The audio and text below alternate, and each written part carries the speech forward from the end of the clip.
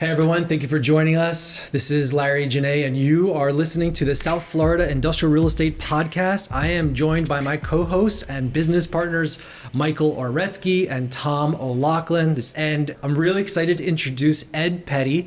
He is involved in a lot of our deals by giving our tenants debt and structured finance products that they need to finance their acquisition. So Ed is an expert in lending in all forms, debt, equity, you name it. And we're going to dive in pretty deep on the different types of structures that our clients really like to use, and we're going to try and keep it focused on industrial real estate, so it makes sense for everyone who's listening. And we're pumped to have you on the show. So yeah, well, I am too. Thanks for having me. Yeah. I've never done anything like this before, so I feel like I'm first time for everything. Yeah, exactly. So why don't you tell us a little bit about what you do? Just a brief intro. I really have like three lines of business, which is existing clients, and then obviously trying to grab new clients. I like to refer them as new entrants. Being a new entrant myself, I've been here for 4 years, and 4 years as on the brokerage side, and then supporting the investment sales teams, like you guys. There's a few other groups up in Boca, and also here in Fort Lauderdale, retail, multifamily, and hotel. I come from a CMBS lending background. Did that for 25 years, and awesome. Covered all asset classes nationwide.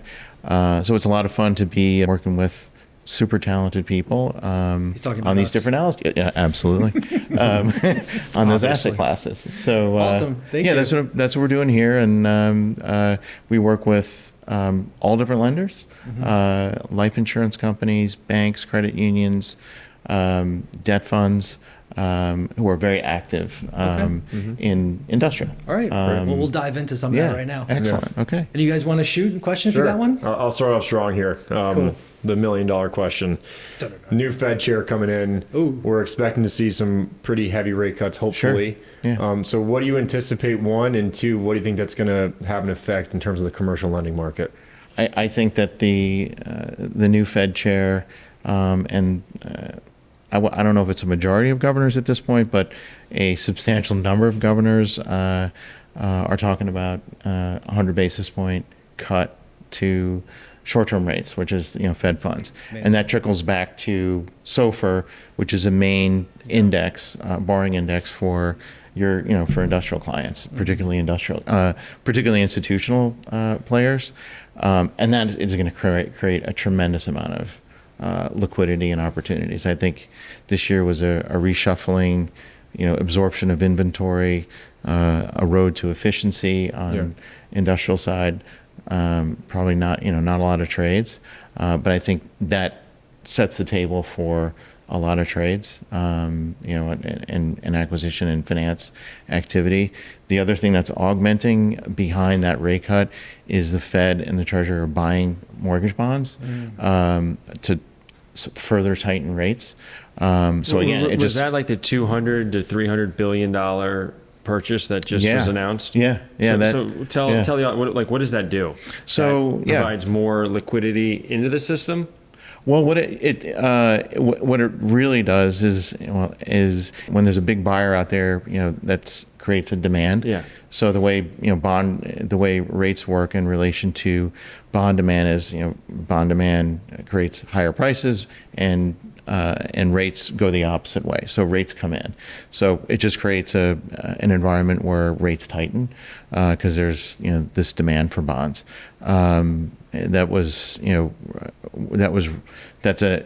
a methodology that the Fed and the Treasury use often to bring rates in. So between Fed rate cut and bond buying, it creates a super fertile environment. Do you think they'll continue buying bonds the way they have been? I think so. Maybe accelerate it potentially? Yeah, I'm not sure about acceleration, but that's a big chunk of of bonds, and that's something that, because after like spring of 22, which started the quantitative tightening, was just letting the bond portfolio run off instead of buying. So this is a reversal of that. Interesting. Right. That's great. Okay. Well, I'm Yeah. dying to know about SBA deals because we do a lot of owner user sales. Yeah. You're on all of our flyers whenever Yeah. we're selling something. Thank your name's you. on there. Your team is on there. Your Yeah. team's great, by the way. Very talented. Yep, And very, they've very responsive. Like right away, they Yes. respond, which I like. it's amazing. So what's happening with SBA loans right now, specifically for industrial users? Where do you see rates falling in, and like where do these lenders want to be on terms? It's a remarkable product. The owner occupied, I think, has been very active because of the Big Beautiful Bill and the tax advantages associated with that, Depreciation and is also big. the rates. Yeah. You can get 90% financing with the SBA 504. At an all-in blended rate of 6%. That's and I say fantastic. blended because there's a first mortgage that a bank or a credit union will originate alongside the SBA. So that first mortgage is like 55% leverage, and then that bottom piece is the remaining 35 to take you to 90. And again, that blended rate's 6%. We're closing an acquisition financing for an avionics company in Broward, and they're getting 6%. That process has taken 60 days. Everyone gets put off by it. That's If you If you have your books in order. well, yeah, if you have your books in provide order And you file your taxes. and you file your taxes, that's That's saying a lot down here in South Florida. They're eliminated half the room right there. That's an asterisk. That's a good point. But I think we've nailed down a really good process with the front end of the origination, which is the Community Development Corporation, which does all the origination and underwriting for the SBA. We have some really good partners there. Get to them. They're super responsive, Yep. and they've created a great path for closing and moving these deals along. So, for all you folks out there who have owner occupied deals, if you just want to find out a little more about it, we're happy to take that call and bring you up to speed on it. Awesome. But it's a great product. So where do like a lot of investors specifically have been using community banks and credit unions lately? Their terms seem to be pretty reasonable. The rates seem to be pretty reasonable. Yeah. They don't have outsized crazy demands like you got to put $1 million in a checking account if you want a loan from us. yeah. And they're pretty easy to deal with generally, a little bit slower to get things done. But where are rates and terms falling out for community banks and credit unions specifically? Yeah, I agree. I mean, the community banks and credit unions have been fantastic. Up to 15, 20 Right. million they There's get. a limit. Yeah, exactly. And as you said, very responsive. We're working with banks and credit unions who are getting up to 70% leverage. I would say 65 to 70. Yeah. Their rates are I would say they run either side of 6%, so 5 3/4 to 6 1/4. Amortization is tight. It's typically 25 years. Typically recourse. If you go below 50% value, you can start getting away from. They're always recourse. Yeah.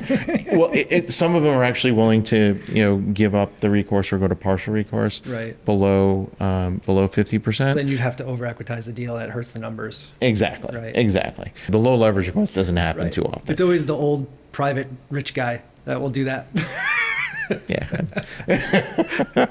You're exactly right. They've been very active. They filled the void that was created by post Silicon Valley bank failure. The regional and super regional banks pulled back and really just disappeared from the playing field for the past 3 years. For a long time, yeah. Well, and it was interesting. There was just an announcement. I was reading an article leading up to our podcast here. Several of the regional, super regional banks, Regions, U.S. Bank, they announced that they're back. Not in force. They're like, we're going to increase. We're going to increase originations. They've been letting their balance sheet run off. Like mostly office construction, the kind of the asset classes that really hit their capital Sort of reserves. de-risking their balance sheets. Exactly, exactly. So Smart I think move. they've achieved that. I think they've achieved that. Oh, nice. And so they announced that they're coming back because, again, in the 4 years I've been here, like absolute silence, Interesting. from the regional and super regional Okay, banks. cool. So that's a good thing. I mean, again, liquidity, and it's always a good thing. So Tom, you had any questions for Ed? So Ed, just thinking out loud, traditionally a lot of lenders go to the person to have a relationship at one of the big banks. Instead, I'm seeing more and more of our clients want to go to teams like yourself. And explain to the audience like how you guys do it differently. Let's say, you work with all different product types and like you kind of catch the deal early and then you sit down with AKA the borrower and determine like, hey, this deal would be attractive to local bank, regional bank, super bank, life co. Like what's that like Cliff Note version? Like when do I get you involved? Like when I get it under contract or earlier, or like how do I fall in line? Because I see a lot of our clients just like, I waited so long, I just have to go to my big bank where I have my business checking account because that's just it.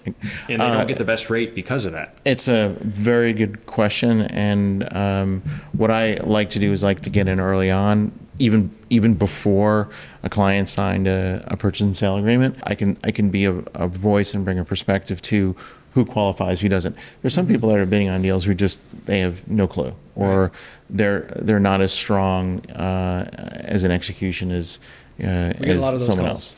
Someone can have weak net worth and liquidity. They've never done it before. They have an ill-formed business plan. So I can kind of sort through that because it's an important component of determining who's a good borrower and who's not. Now, so like to have those discussions with folks ahead of time, understand their business plan, understand net worth, liquidity, and experience, and then start to give them feedback on what's a good match for what they're trying to do. If someone just is like, I just want to be in this for like 3 years and flip it. Okay, fine. We can put you in a short term, maybe a floating rate deal. There are some debt funds that have short term fixed with prepayment flexibility.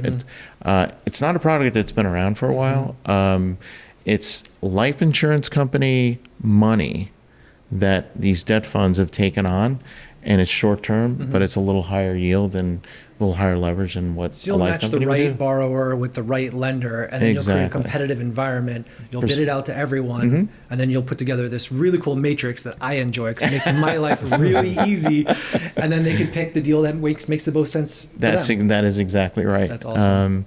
And for some borrowers, it's like an aha moment where they're like, I'm trying to accomplish, all these goals, and is there a product that fits? As opposed to what you just mentioned, which is, oh my God, I got 30 days to close. Yeah. I'm gonna run back to my bank with my hair on fire, and they're gonna charge me a higher rate and points that that I could have done better if I'd started the process early. Right. Sure. So bottom line, Ed's team is awesome. We work with him on all of our sales. We've done a bunch of stuff together. We know him, we like him, we trust him. He does a really good job. His team is very good. His analytics are very good. His reporting is very good. And he's on top of all these lenders, constantly understanding who's in the market, who's not, and who should focus on and who shouldn't. So for us, it's a huge value add because you're here, you're in our office, and we work together closely on pretty much everything, unless it's a cash deal. We love working with Ed, and we really want to just thank you for joining us. Thank you. And hopefully we get some great. business from this. So Yeah. if you want to get in contact with Ed, I'll tag him, and you could also Google him, Ed Petty, and all his information will come right up. Thank you very much. Yeah, Thanks it's for been joining great us. talking. Thank you. you.